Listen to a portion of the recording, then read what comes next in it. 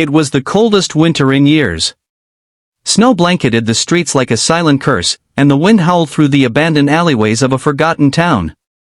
Jason Carter, a 32-year-old single dad, pressed his fingers against the cracked steering wheel of his rusty pickup truck, watching his sleeping son curled up in the backseat under a torn blanket. He hadn't eaten in 2 days, and neither had his son. But tonight wasn't about food. Tonight was about survival. Jason had lost his wife to cancer 2 years ago. Since then, life had been an uphill battle. He worked odd jobs, plumbing, carpentry, deliveries, anything to keep a roof over their heads and food on the table. But when the factory he was working at shut down suddenly, and bills kept piling up, he found himself sleeping in his truck with his 7-year-old son, Caleb, parked in a Walmart lot or by a frozen park. Pride kept him from asking for help. But desperation made him brave. That night, as he drove around hoping to find a warm place, he noticed a woman curled on the sidewalk, hugging 2 little girls to her chest. They looked no older than Caleb, maybe 5 or 6, and the woman had wrapped her coat around them, trembling as the snow piled onto her shoulders. Jason's first instinct was to drive past. He had nothing left to give.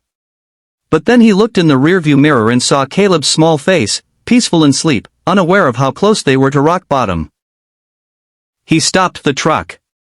"Hey," he said gently, stepping out and approaching the woman. "You okay?" The woman blinked up at him, her lips blue from the cold.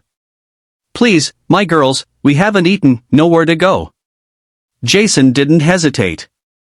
He opened the truck door and helped them in, wrapping the blanket tighter around the shivering twins.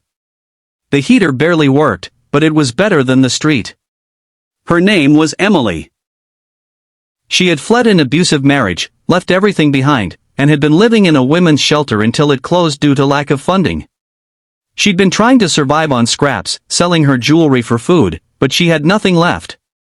That night, Jason split the last granola bar he had into 4 pieces, one for each of them. Over the next few days, they became an unlikely family, huddled together in that battered truck. Jason and Emily took turns watching the kids while the other went out looking for work or food. They shared their pain, their pasts, and their hopes. And slowly, a fragile bond began to form between 2 broken people. But things got worse before they got better. One night, Caleb started coughing deep, rough, and unstoppable. Fever followed. Jason panicked. They had no insurance, no money, and nowhere to go. Emily insisted they take him to the emergency room. Jason resisted, but when Caleb's breathing became labored, he gave in.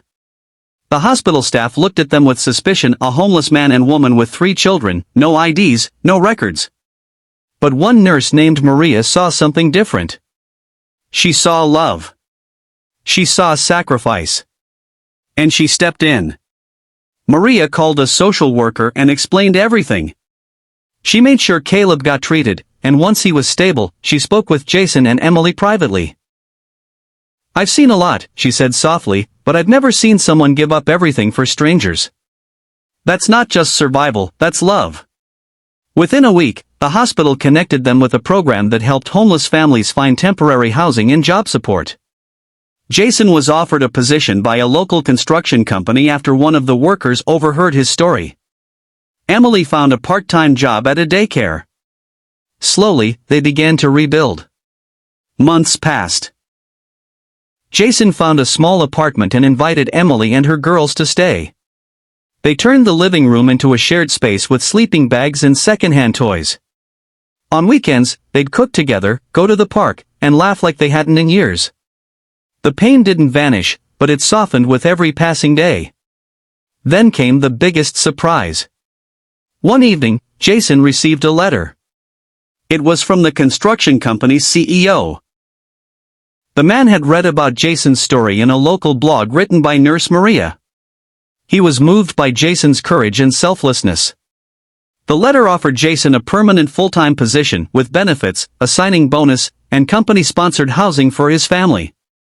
Jason was speechless. Emily cried. The kids jumped and danced in joy. What happened next shocked everyone. Jason and Emily eventually fell in love. Not the kind of love born from desperation, but a love rooted in understanding, sacrifice, and shared healing. A year later, they got married in a simple ceremony at a community center, surrounded by friends, neighbors, and the same nurse who saved their lives. Jason adopted Emily's twin girls as his own, and Caleb finally had sisters who adored him. They had nothing when they met, just pain and a prayer. But they gave each other something far more powerful than money or shelter. They gave each other hope. The message is clear: in a world full of suffering and division, compassion is a light in the darkness. One small act of kindness can change the course of someone's life and sometimes even save it.